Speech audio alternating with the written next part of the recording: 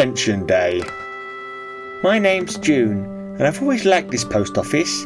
Mum used to bring me here when I was little, back when the counters were higher and the scales looked like something from a science classroom. She'd lift me up so I could see the little brass weights. I remember the smell, paper, dust, and something faintly metallic. It still smells like that now, even though everything's plastic and bright red. I'm in the queue again today. I don't mind. I've queued here all my life one way or another. It's comforting, familiar, a place where people still talk, or at least look like they might. I've got my best coat on today, the blue one. You never know who you'll bump into on Pension Day. There's a new girl behind the counter, young, nervous, trying her best. The older chap is training her. He's been here forever, I'm sure of it. He has that patient way about him, the sort of man who could explain a form 3 times without sighing. I smile at him. He doesn't look up. That's all right. People are busy. The queue shuffles forward a little. I move with it. When I was a teenager, I used to come here to post letters to my friend Sheila when she moved to Birmingham. I'd save up the stamps. I liked the feeling of dropping the envelope into the box, like sending a little piece of myself out into the world.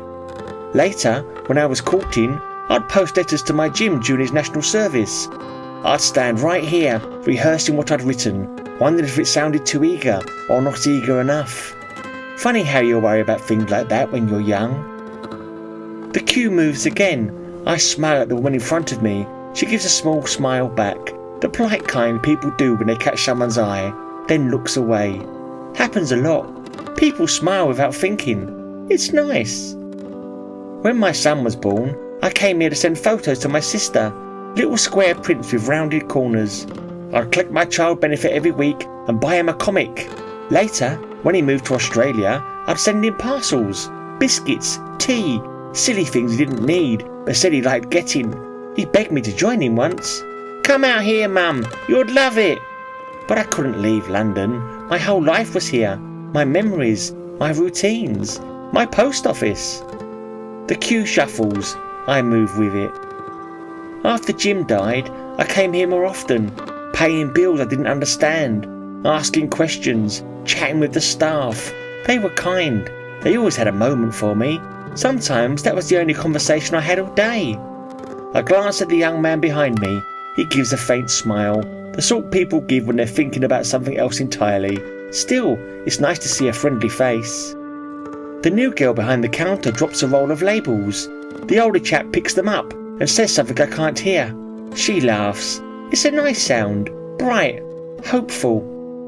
I like watching people learn things. It makes the world feel like it's still moving forward, even if I'm not in much of a hurry myself. The queue moves again, nearly there. Behind the counter, the older man leans closer to the trainee. "Right," he says quietly. "Last thing you need to know." The trainee straightens, ready for some important procedural detail. "If you ever see an old lady in the blue coat in the queue, don't worry, she's harmless." The trainee blinks. "A regular?" "Sort of," he smiles sadly. "June, lovely woman, used to come in all the time. Died in here back in '89, heart attack. Still pops by now and then, likes the queue." The trainee glanced toward the line. There was a faint warmth in the air, a sense of someone smiling. She finds herself smiling back without knowing why. The queue shuffles. I move with it. Nearly my turn, I think, and smile.